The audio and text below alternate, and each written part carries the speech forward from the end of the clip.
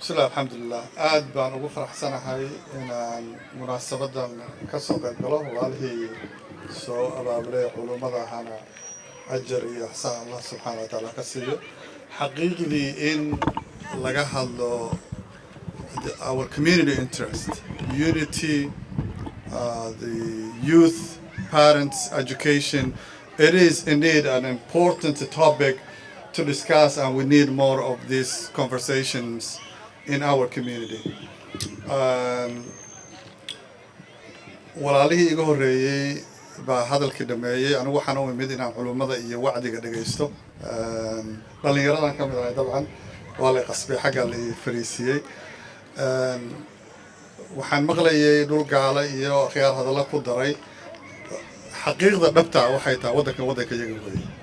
waad arkaysaan ubadkan enerjiga ka buuxa ee carrada yaacaya miisaanka iyo tirada intay leeyihiin ummadda Soomaaliyeed horumarka la taaban karo ka sameynay Columbus 20 sano ka hor markaan imid barxaddan quruxda badan oo community-gu leedahay dhismahan masaajidka iyo property-yada ka dambeeya ma jirin ma lahayn community-ga iyaga waxaan ku kalsoonahay in property-gan dhan ay hadda community-ga deganta masaajidka ka dambeeya xitaa Soomaalidu inaga community ahaan awood u leenahay in la wareegno meelo badan oo ganacsiyahana saasoo kale aan la wareegnay walaac cusub oo degdeg ah oo emergency ah oo mawduuca ku salaysan waxaan wax sida walaasha khatraba u sheegtay jiray oo community ka jiray oo xaqiiqi ah ahaayeen laakiin waxa cusub waxa weeye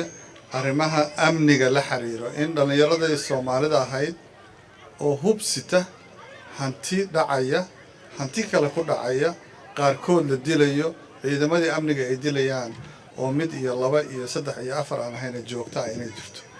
discussion-ka socdo oo culummadu ay hormuudka ka tahayna aad baan u bogaadinayaa gaar ahaan masaajidka Raxma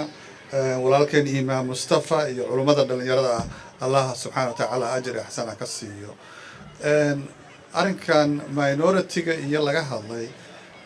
taariikhda hadda dib u eegtaan markii khilaafadu joogtay 100 sano kadib waxaan aan dhamayn nabi Muhammad sallallahu alayhi wasallam gadaashiis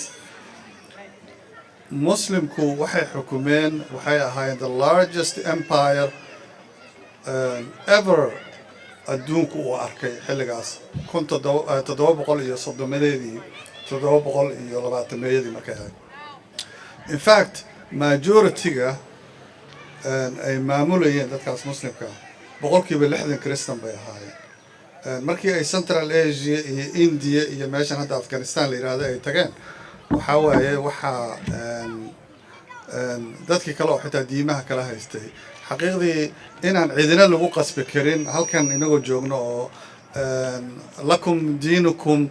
oo de waadix ah sidii walaalihii ugu horeeyay ay ka hadleen cidna diinteeda iyo dhaqankeeda iyo hidaheeda yani ku faragelin karin ana haysano xornimo u haysano oo dad elected officials ah oo Soomaalidu ay dooratay iyo